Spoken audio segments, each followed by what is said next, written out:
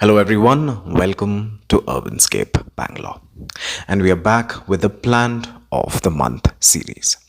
And April's plant of the month is the Hippeastrum that is widely mistaken for the Amaryllis lily. Though this belongs to the Amaryllidaceae family, the Amaryllis and the Hippeastrum are two different plants. The Hippeastrum that we gardeners grow at home is a native of South America and has many species under it. And the Amaryllis, which has just one species, the Amaryllis belladonna, grows in South Africa. Some varieties like these have variegated leaves too. So with that confusion sorted out, let's begin with our plant of the month. So in this episode, I will first begin with answering some common Googled questions about this plant and then give you more tips on its flowering and overall care. The first question is, does it need sun or shade? The answer would be that the Hippeastrum can take full and partial sunlight conditions but is not a shade-loving plant. This can be grown in a brightly lit balcony facing the south or the west or on a terrace that gives it full blazing sun. However, with full sun, the blooms may not last longer, but with partial sunlight, the blooms can last a little longer. Second, we have, does the Amaryllis come back every year? Yes, it does come back every year if the conditions are conducive. A single bulb can bloom multiple times.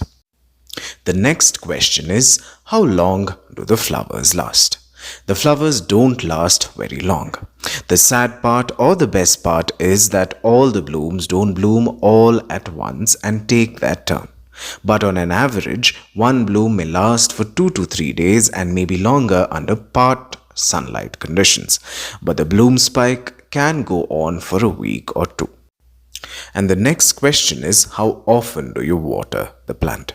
The best part is that this is one of the most drought-tolerant plants one can have in their dry gardens. They can even tolerate no watering for several months, and for residents of this city, you can just travel on the flyover from Tin Factory towards Kasturi Nagar. The median planters did have this plant growing in them, and they did just fine with all the abuse and lack of water. The only thing here is that you must not overwater this plant and it could cause rotting, which will kill the plant. Also, not watering forever may not give you the blooms you desire because the plant will go into survival mode and blooming is the last thing this plant will do in that case. So water this every day during summer in warm countries and reduce watering to a bare minimum if you experience colder winters. The bulb can also be overwintered for those who experience snow and frost. Does the plant need fertilizers? The answer is no. If you take care of its sunlight needs and to a smaller extent its watering needs, that is more than enough for the plant to bloom. However, you can use compost once a month during the months it is not blooming, from January to February or whenever the outside temperature warms up. Is the plant toxic? Yes, it can be toxic to pets. With some of these widely searched Google questions answered, let me give you my observations on this plant one by one. So first, let us talk about sowing, which is a determining factor as far as blooming is concerned. So ideally, in tropical countries, you can sow this during the January to February months when the weather outside is warmer.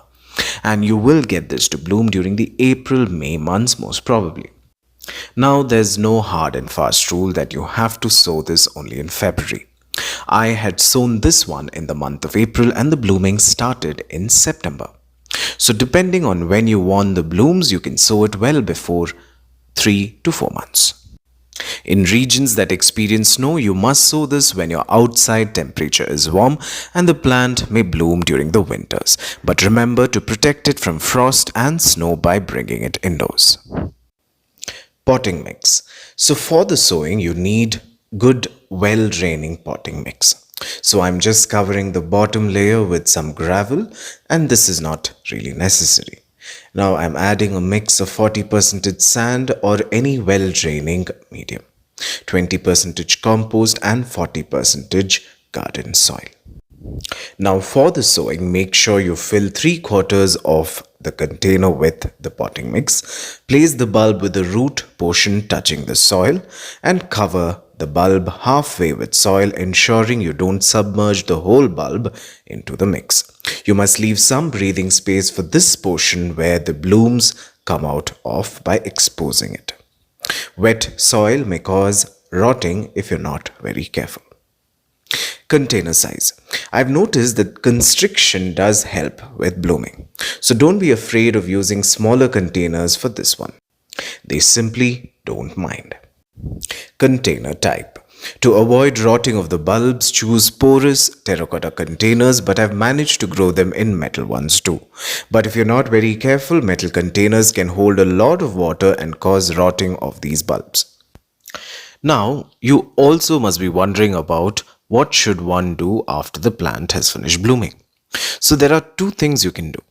One is to do nothing and let the flower stalk die a natural death, and in turn add all the proverbial juices or nutrition back into the bulb.